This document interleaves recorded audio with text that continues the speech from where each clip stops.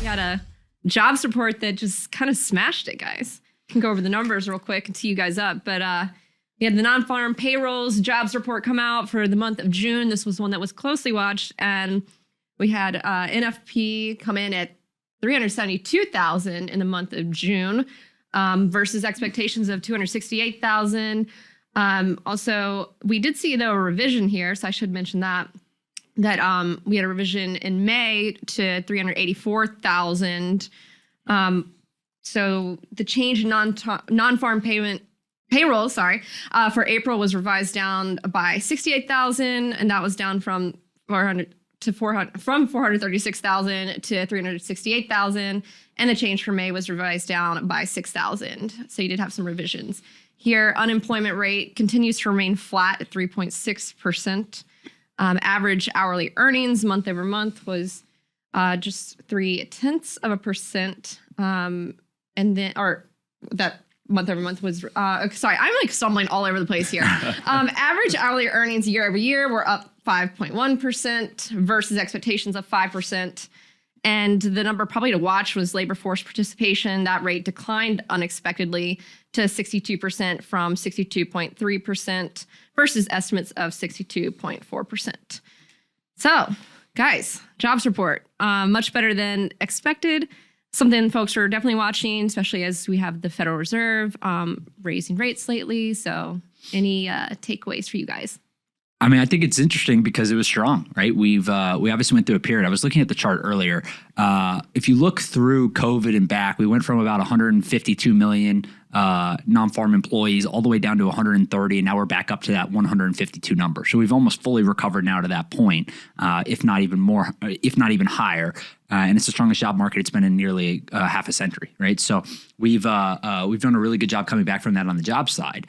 But it's interesting because basically everything outside of this is signaling a recession is coming or already here in some instances, right? What we've seen is the Federal Reserve is trying to get play catch up to some of these things now with hiking the rates in such a fast and aggressive manner. And I think they'll probably continue that. But it's interesting to see such a strong jobs report in the face of high inflation and recessionary fears. Yeah, it's a strong jobs report, but when you look historically, like we've added more jobs than this before, right? For the last few months now, we've added between 200,000 and 400,000 jobs every single month for about 4 months now. But when you look back, I think in February of this year, we had 714,000 jobs to the non-farm payroll, right? So when you look at it that way, yes, it beat expectations, but there are still layoffs happening. So it's kind of like give and take.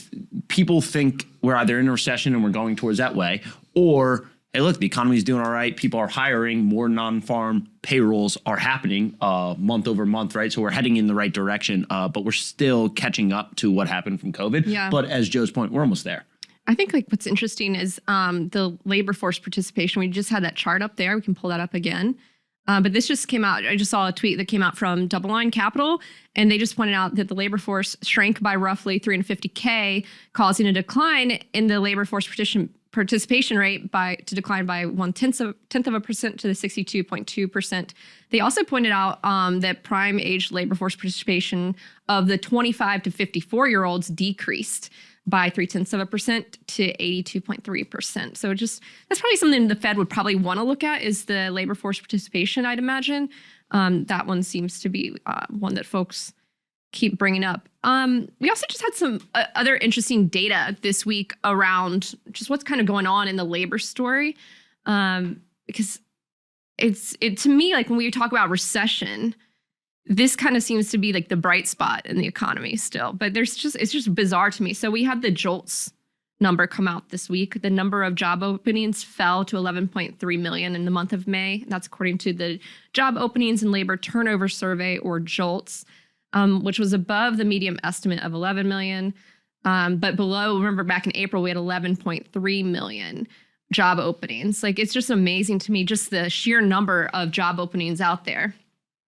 I don't know how you guys feel about that, but I think part of it too. Yeah. And there's certainly 10 to some extent, right? A little over 10 million, it seems now.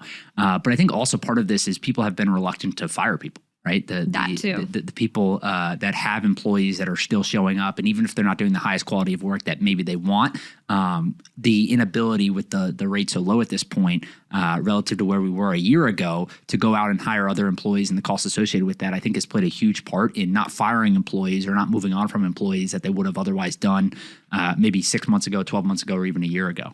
Yeah. Yeah, it's a tough spot to look at because historically employers have all the power. They determine who works for their company. Like, you don't have to give great benefits as long as you're like a good company and pay well. Like, people are going to come to your company. The problem is in May we had 2 open jobs for every unemployed person in America, right? So you can't fill all of those open jobs. So employees essentially get the power. And then what we saw during COVID was that employees were there. Now we're back to employers have the power again, right? So it's an interesting dynamic that we've seen shift a few times over the last few years, but we're moving back to that narrative that it's going to be a little more 50-50 with who has the power in that occult relationship because employers need workers and employees need jobs, right? So it's going to be a give and take moving forward. Probably the area to watch, though, and we keep talking about it, is just what's happening in tech. Seems like you keep hearing about layoffs. But yeah, I always check like layoffs.fyi.com layoffs.fyi is always like a good place where they aggregate it. But let's move on and talk about Bitcoin. Bitcoin is actually up. Let's check the price today. Not that we always like check the price here, but I noticed it was it's above 21,714 right now. So it's up 3.86% right now today. And there's an interesting study that came out about 140 billion that's ready to pounce. So I actually went through some of this, but I'll tee it up for you guys. But it was digital asset investment management analyst put out a recent note. And it was a bit of a forecast on what's going on in crypto. But basically, they're saying that there's a lot of dry powder. We keep bringing up dry powder on the sidelines that's ready to go into the crypto space. So we can pull up a chart. I think we have a chart here on just what's happening in the stable market. There you go, right there. So what they said was the ecosystem has an additional 140 billion ready to be deployed into Bitcoin and altcoins. To put it in perspective, the market cap of Bitcoin and Ethereum in March of 2020 was 140 billion combined, with 124 billion of that being in Bitcoin, respectively, for the market cap. And they said, these analysts wrote, when markets are crashing, everyone wants dry powder in order to cash in on discounted assets. The most efficient way to do this is through stablecoins. So your reaction? I think the comments that interested me was Sam Bankman-Fried the other day, who basically said that he believes a lot of the pain is over, at least in the short term, when it comes to companies that were extremely leveraged or levered or doing somewhat inappropriate things right in the market. Talking about Terra, Celsius, Three Arrows Capital, et cetera. Companies that have significantly put the risk management of other companies into the kind of the limelight. And Sam and FTX have obviously done a tremendous job kind of backstopping some of these companies or providing capital where needed. He said, I think that they have another $2 billion or even maybe more than that to continue to do that if it's necessary. But he believes that some of these products or services or businesses that have gone under over the last few weeks, that was the worst of it, right? And now we're going to get to a point in time where a lot of the leverage has been wiped out. Some of the people who were maybe doing unexpected or inappropriate things in the market from that perspective, maybe even illegal things to some extent, depending on kind of what you look at or what you're talking about, has been wiped out. And now we're going to head to a spot which is much more comfortable and regulated and or potentially regulated, but also can give us a good landing spot going forward. So I think that's an important point because he's obviously been in the thick of this from not only giving out money and buying some of these companies or providing loans, but also making sure that FTX and their shareholders are armed going forwards. When you look at stablecoins, the top 3 stablecoins, the market is 140 billion, right? So a lot of the other stablecoins are insignificant when you look at it in the grand scheme of things. And the dry powder thing is interesting. Everyone's trying to guess right now where the bottom of the market is. Have we hit it? Have we not hit it yet? Are we still going to go lower, right? Everyone's trying to predict the future. And that's just one thing. Everyone's trying to get dry powder. And when everyone runs to go get their dry powder on the way down, prices fall even farther, everyone can deploy their dry powder at a good position, but it's just, how are you going to time it? Are you going to try to time the market? Where do you get in, out, everything, et cetera? But you can tell that people are definitely storing dry powder and waiting to deploy it in a lot of cases, especially in crypto. Yeah. And you were talking about Sam Bankman-Fried. He's got a lot of dry powder, it sounds like. A couple billion. Yeah. Yeah, I liked in this analyst note, they just said max pain in Bitcoin generally means max opportunity. There will be a time when the negative news runs out. So a bit of optimism there. Yeah. Any other thoughts? Some much needed optimism. There you go. We should also bring up Elon Musk. He's back in the news about the Twitter deal, guys. The Twitter deal possibly being in jeopardy, and that is according to a report that came out today in the Washington Post. According to the Washington Post, they say this deal is in, quote, serious jeopardy. They cite three people familiar with the matter. They said that Elon Musk's team has stopped engaging in certain discussions around funding for that $44 billion deal, including with a party named as a likely backer. That's according to one of their sources. All of these sources spoke on the condition of anonymity, but they said talks with investors have cooled in recent weeks as Musk camp has raised doubts about the recent data fire hose, a trove of data sold to corporate customers they received from Twitter. Musk's team's doubts also doubts about the spam figures signal that they believe they do not have enough information to evaluate Twitter's prospects as a business. That's according to those sources. So it sounds like the spam accounts are not the only reason he might want out of the deal here. This is annoying to some degree, right? Like, I'm totally on board with checking some of this stuff, and I probably believe that it's significantly higher, at least somewhat higher, but probably significantly higher than Twitter leads on. Again, he has more evidence than anyone at this point. They've given him data files, I believe. They showed him how they calculate this stuff, and they've tried to be somewhat transparent, at least it seems, around how they're going to, or how they do determine these numbers today. So I think at some point it's like, how are you supposed to feel about this, right? Like, you signed a binding agreement to buy a company. You waived all the due diligence that went associated with that. And now you're coming back and asking for due diligence around some of these things. I get it, right? It's a concern, especially if you're paying that amount of money and using your time, energy, resources, et cetera, to go build this company again. Totally understand that that's relevant.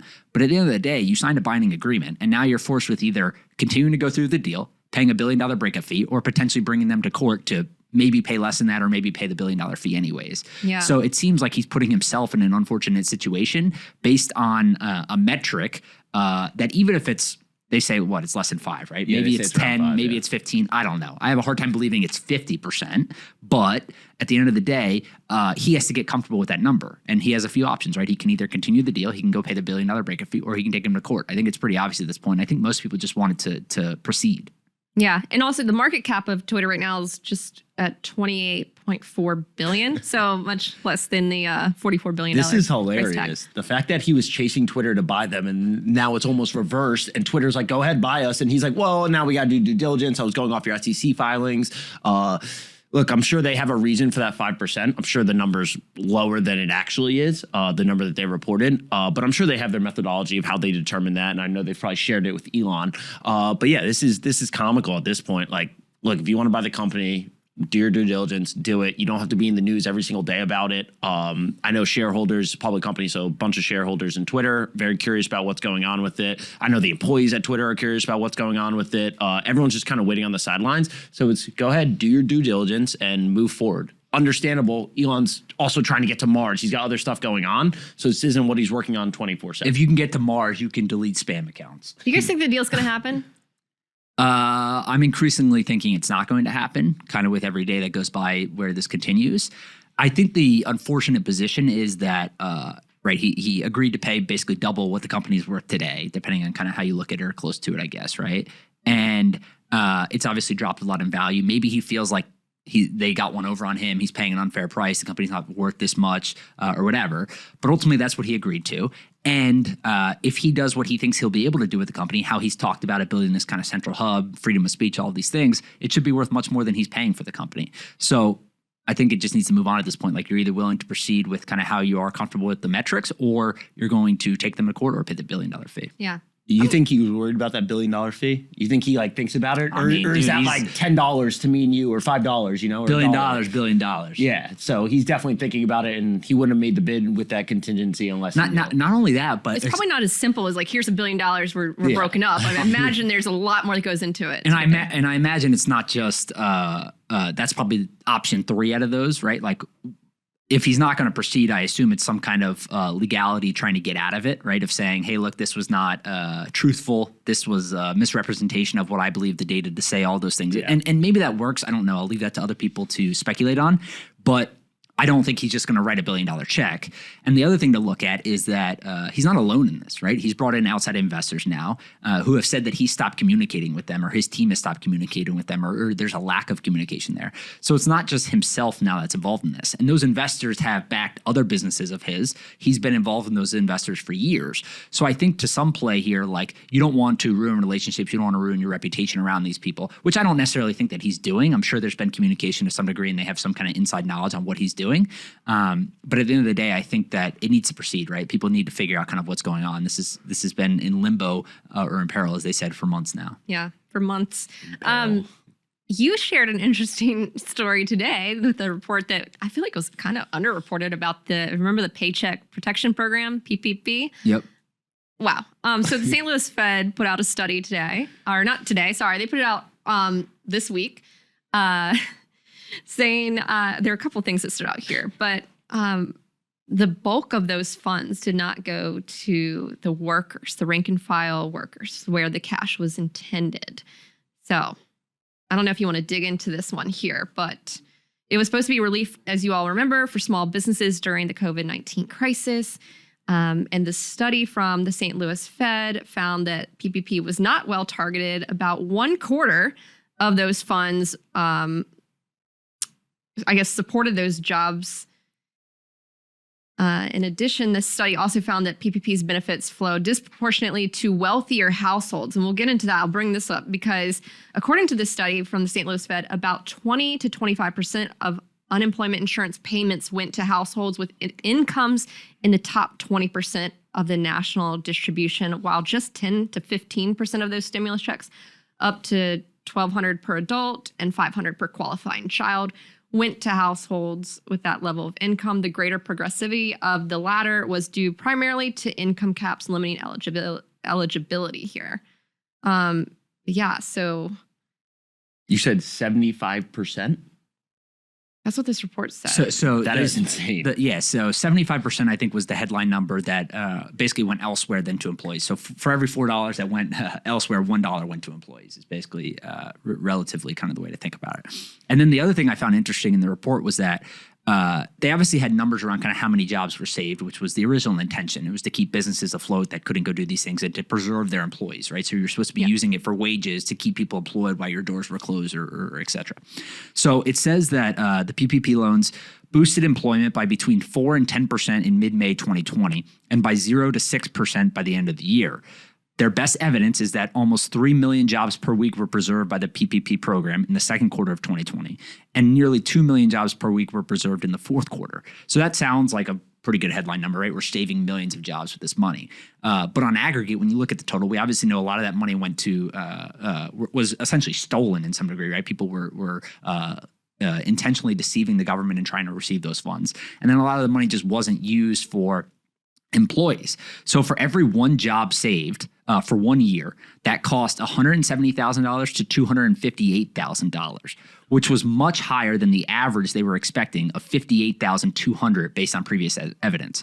So basically 3 to 4 or 5 times more per employee they paid than they were expecting to pay based on money going elsewhere or funds being stolen or et cetera, right? So I think the headline number, you hear $800 billion, the PPP program, and everyone's like, that seems like a lot of money, but in the context of the government and kind of their spending programs, maybe it's really not all that much money. But at the end of the day, I think the interesting part is, sure, it saved a couple million jobs, but the program was by and large extremely ineffective when it came to the distribution of these funds. not only distribution on the employee side, but the business side. We see that wealthier households or wealthier businesses or companies were receiving them in a disproportionate amount, and they weren't actually even being given to employees in a lot of cases. So while a couple million employees were helped, and that's certainly significant, they obviously could have done a much better job at distributing these funds. And again, it's not easy. I don't think anyone says it's easy, but at the end of the day, it's pretty disappointing that 75% of the money went elsewhere. We probably just need to do a I don't even know how effective it would be, like a post-mortem on all the policies from the last 2 years, just to evaluate, maybe in the future, how these things might play out. If only 25% of employees actually got the money that was sent, it was only 25% effective in my mind. If you got money sent to you that was meant for your employees and you kept it or you used it for other things, you're just a bad dude. I'm holding in a lot of words because that's just rude to do when people are already going through such a hard time. As a business owner, you might be going through a hard time as well, but the government didn't just hand you money. They handed it to be passed down to your employees. I don't know all the intricacies of the program, how the money was supposed to be sent out. I do know the government had to try to send out a lot of money, over $1 trillion within a very short amount of time, including the stimulus and PPP loans. It's very, very hard to do that. So I give them a little credit because it's just hard to do that from scratch. To just be like, let's send it out to everyone. But then again, a lot of it was stolen. A lot of bad actors happened over the last 2 years. Well, the unfortunate part is, right, that essentially what's happening is there's money being printed that's devaluing your money, and then that money that's being printed is not even going to help you. Right. Yep. So the expectation was that your money was being devalued to help people in need. Right. And not only your money, but everyone's money was being devalued to help people in need and give assistance to people that would otherwise be fired or would not be able to work because of the government regulation and restrictions that were put in place due to COVID. So to hear that not only was that money devalued, but the money actually wasn't even given to the employees, extremely disappointing, obviously. And it makes the whole situation even that much worse. Someone made a good point. 75%. So $600 billion. Wasted. Well, you guys are great. I hope you guys have a great weekend. Thank you so much for joining me today. Of course. Any parting thoughts? I hope everyone has a great weekend, as always. Yeah. You only get one Friday. Make it count. Whoa. One Friday a week, that is, though.